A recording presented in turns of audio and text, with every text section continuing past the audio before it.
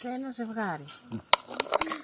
Πότε η γκρίνια είναι γκρίνια και πότε η γκρίνια σε εισαγωγικά δεν είναι γκρίνια. Είναι, ας πούμε, παράπονο. Όπως και να είναι, δεν πάβει να είναι μια γκρίνια την οποία δεν τη θέλει ο Θεός. Είτε αυτό είναι σαν είδος παραπόνου, γκρίνια με παράπονο, το οποίο είναι μια μορφή εγωισμού, και το άλλο είναι μια γκρίνια το οποίο και αυτό έχει μέσα το δηλητήριο του εγωισμού.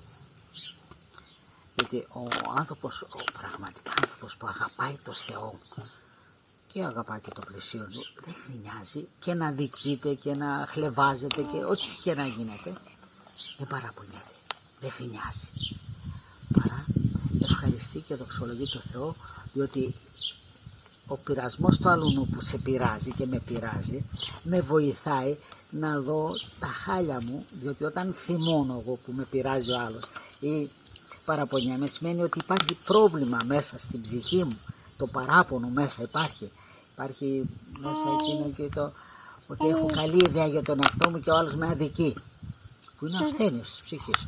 Οπότε ο άλλος γίνεται αιτία να θεραπευτώ εγώ, βλέποντας την ασθένειά μου, να ζητήσω από το Θεό, Θεέ μου, σε παρακαλώ, θεράπευσε με από το παράπονο μου, από τον εγωισμό μου, από την γενοδοξία μου. Έτσι. Ο άλλος δηλαδή γίνεται ευεργέτης μας χωρίς να το ξέρει ο καλύτερος, και προσευχόμαστε και γι' αυτό. Ελέησατε. Δηλαδή ρίχνουμε την ευθύνη στον εαυτό μας και είναι και η αλήθεια. Γιατί το πρόβλημα μας είναι μέσα, εδώ είναι. Ο άλλος απλώς χωρίς να θέλει το εντοπίζει, μας το εντοπίζει. Είναι σαν να λέμε πήγαμε σε ένα γιατρό και ο γιατρός μας λέει τις ασθένειες που εμείς δεν τις ξέραμε. Μας λέει έχεις αυτό, έχεις το άλλο, έχεις το άλλο. Και αντί να τον ευχαριστήσουμε πρέπει να τα βάλουμε με τον γιατρό, αφού τα έχω. Πρέπει να τον ευχαριστήσουμε, να τον πούμε δόξα τω Θεώ, γιατρέ, σε ευχαριστώ πάρα πολύ. Μου δίνεται ευκαιρία τώρα να κάνω θεραπεία και να θεραπεύσω αυτά που δεν γνώριζα ότι έχω.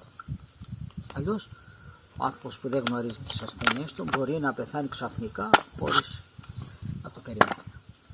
Ενώ όταν ξέρει πάει, θεραπεύεται, παίρνει θεραπευτική αγωγή.